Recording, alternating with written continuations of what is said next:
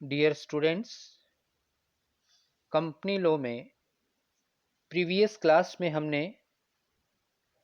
प्रविवरण में असत्य कथन, मिथ्या वर्णन, भ्रामक एवं कपटमय विवरण के प्रभावों में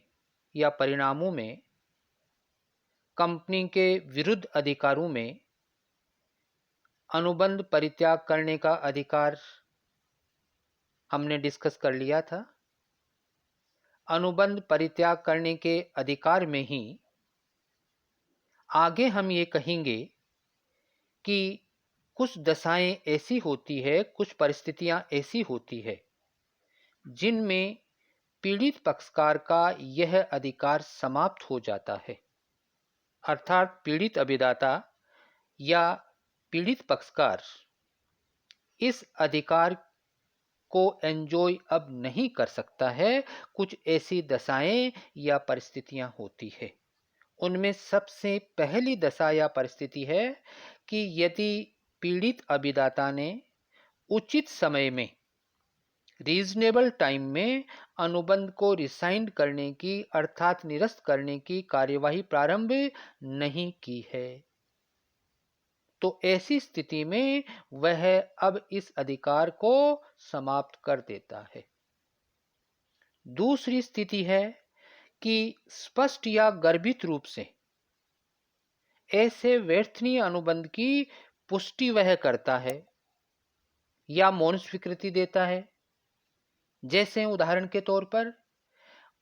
उसको असत्य कथन की जानकारी हो गई है कि प्रविवरण में जो कथन दिया है वो असत्य कथन है, मिथ्या वर्णन है या भ्रामक या कपटमय विवरण है।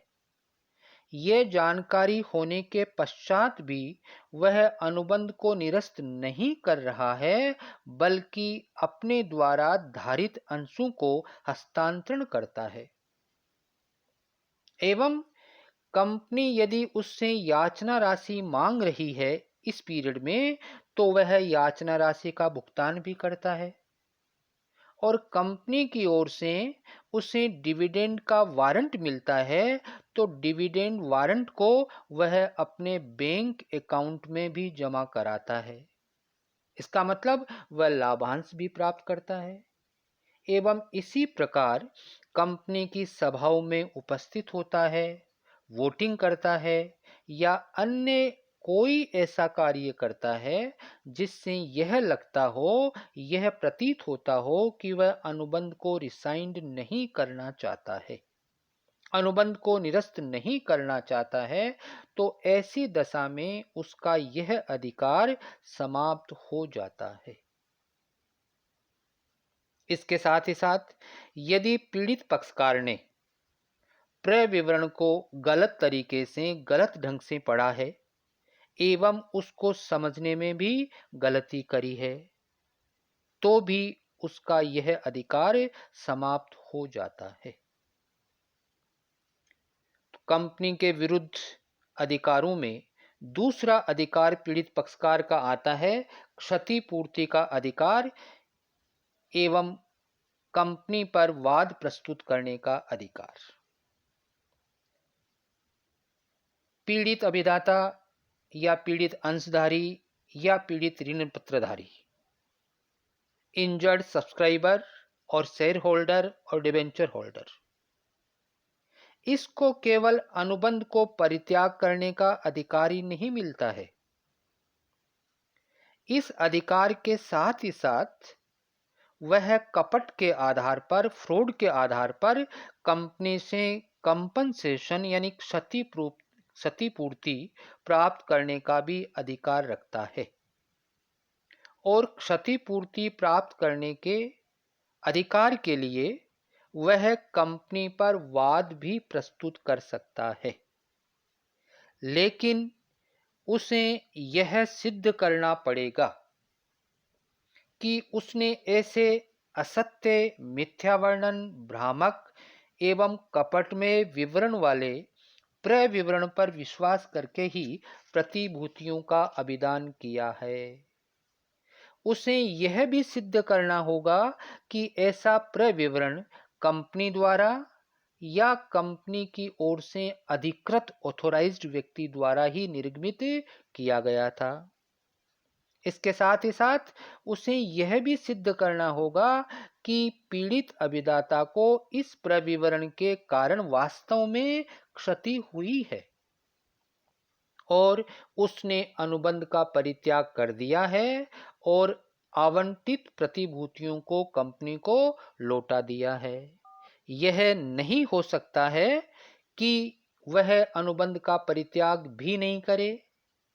आवंटित प्रतिभूतियों को कंपनी को नहीं लौटाए और क्षतिपूर्ति भी प्राप्त करना चाहे। ऐसा कतई कदापि नहीं हो सकता है। दूसरा उपचार या अधिकार पीड़ित अभिदाता को मिलता है संचालकों के प्रति, प्रवर्तकों, विशेषज्ञों एवं अन्य व्यक्तियों के विरुद्ध अधिकार। इसको नागरिक दायित्व भी कहते हैं। भारतीय कंपनी अधिनियम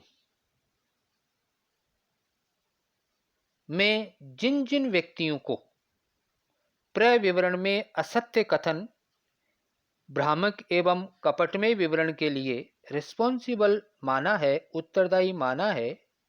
उनमें जो शामिल है वो इस प्रकार है। कंपनी जब प्रविवरण जारी करती है उस समय जो व्यक्ति कंपनी के डायरेक्टर्स है एवं जिस व्यक्ति ने प्रविवरण में अपना नाम संचालक के रूप में अंकित करने की अनुमति दी है या संचालक बनने की सहमति दी है, एवं कंपनी का प्रवर्तक, प्रत्येक प्रवर्तक, जिस व्यक्ति ने प्रविवरण जारी करने का अधिकार दिया है, जैसे अभियंता है, मूल्यांकक है, लेखा परीक्षक है, लेखाकार है एवं कानूनी सलाहकार आदि लोग हैं। पीड़ित अभिदाता को उपरोक्त संचालकों, प्रवर्तकों, विशेषज्ञों एवं अन्य व्यक्तियों आदि के विरुद्ध जो अधिकार मिलते हैं, जो उपचार प्राप्त होते हैं, उनमें सबसे पहला उपचार है प्रविवरण में असत्य या महत्वपूर्ण तथ्य को छिपाने के लिए क्षतिपूर्ति। इसमें यह कहेंगे कि प्रत्येक पीड़ित अभिदाता जिसने ऐसे प्रविवरण पर विश्वास करके, ऐसे प्रोस्पेक्टस पर विश्वास करके जिसमें कोई असत्य या भ्रामक विवरण दिया गया है या जिसमें किसी महत्वपूर्ण तथ्य,